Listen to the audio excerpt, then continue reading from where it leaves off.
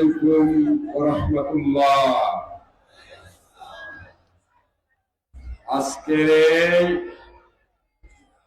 বিপ্লবী সমাবেশ থেকে আমি অগ্রিম স্বাগত ও শুভেচ্ছা জানাচ্ছি আজকের প্রধান অতিথি বাংলাদেশ জামাত ইসলামীর সেক্রেটারি জেনারেল মিয়া মোহাম্মদ গোলাম পারওয়ার, জামাত নেতৃবৃন্দ, জেলা নেতৃবৃন্দ, মঞ্চবিশিষ্ট 11 দলীয় নেতৃবৃন্দ, উপস্থিত বিপ্লবী জনতা, আবারও সালাম জানাচ্ছি, আসসালামু আলাইকুম।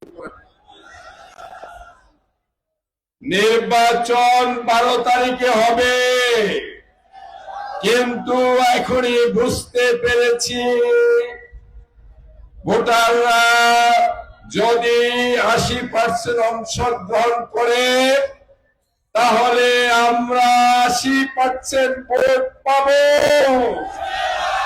আমরা 11 দলীয় জোটের প্রার্থীরা মানুষের হৃদয়কে জয় করেছি।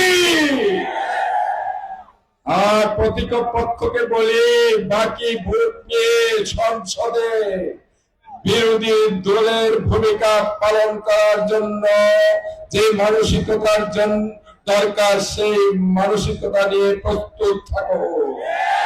আমাদের ব্যানার ফেস্টুন সরিয়ে দিয়ে এখন আর নির্বাচনের জিতার কোন সুযোগ নাই।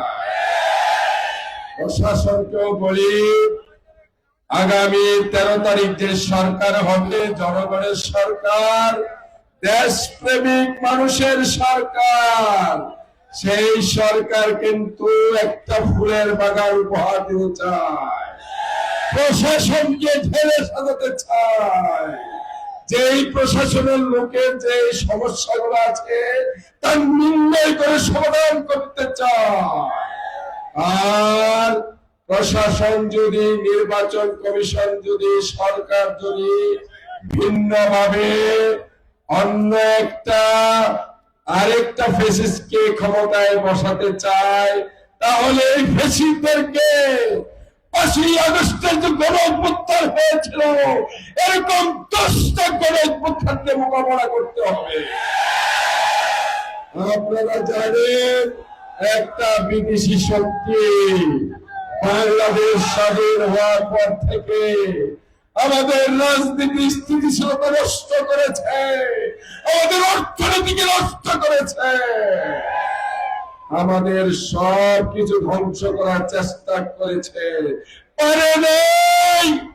এই বাংলাদেশ হলো আল্লাহর পক্ষ থেকে একটা নিয়ামত, এদেশের 20 কোটি মানুষ হলো আল্লাহর পক্ষ থেকে নিয়ামত। যদি কোন বিদেশি শক্তি এদেশের কিছু এজেন্ট দিয়ে আমাদের সর্বনাশ করতে চায়, তাহলে 24-এর যে গণঅভ্যুত্থান হয়েছিল, আমাদের নেতৃবৃন্দ যে রক্ত দিয়েছিল, 24-এর গণঅভ্যুত্থানের সৈনিকেরা যেভাবে রক্ত দিয়েছিল, আমরাও সেভাবে প্রস্তুত আছি।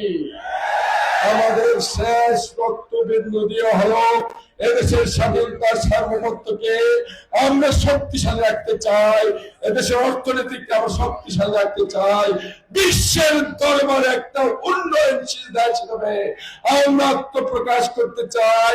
আসুন সবাই মিলে এমন একটা দেশ গড়ি, সোনার বাংলাদেশ গড়ি, যে দেশে ধর্ম বর্ণ নির্বিশেষে সকল দলের মানুষরা ভালো থাকবো। এই কথা বলে আমার বক্তব্য শেষ করলাম। আবার আসসালামু আলাইকুম ওয়া রাহমাতুল্লাহি ওয়া বারাকাতুহু।